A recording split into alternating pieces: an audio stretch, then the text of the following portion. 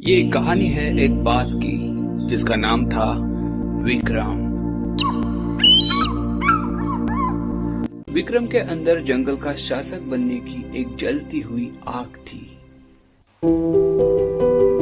बचपन से ही उसने जंगल के सबसे ऊंचे शिखर तक पहुंचने और बादलों के भी ऊपर उड़ने के सपने देखे थे, जिसके बाद जंगल उसे एक नए राजा के रूप में सलाम करने वाला था।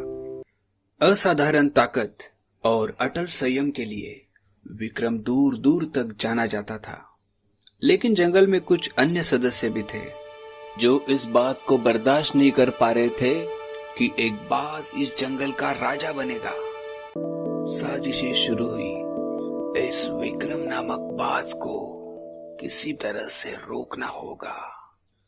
यहाँ विक्रम को अपने दुर्भाग्य का आभास होने लगा जब एक दिन एक तेज तूफान में उसके दाहिने पंख को चोट लगने के कारण उसकी शक्ति कमजोर होने लगी।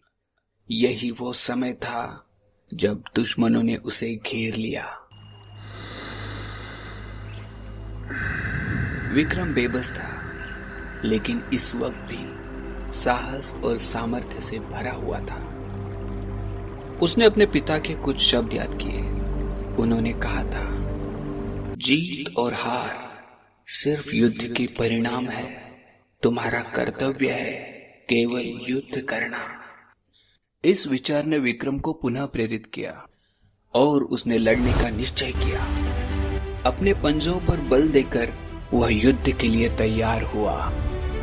उसने आक्रामक तरीके से सभी पर एक एक करके हमला करना शुरू कर दिया। इस जोश ने उसे शत्रुओं के खिलाफ बढ़त दी और अंत में विजय हासिल की। बादलों के भी ऊपर इस ऊंचाई तक पहुंचने के लिए विक्रम को लड़ना पड़ा, अपार संघर्षों को झेलना पड़ा, जिसके बाद जंगल के सभी जानवरों ने उसकी शक्ति को स्वीकार किया और एक नए शासक के रूप में घोषित किया।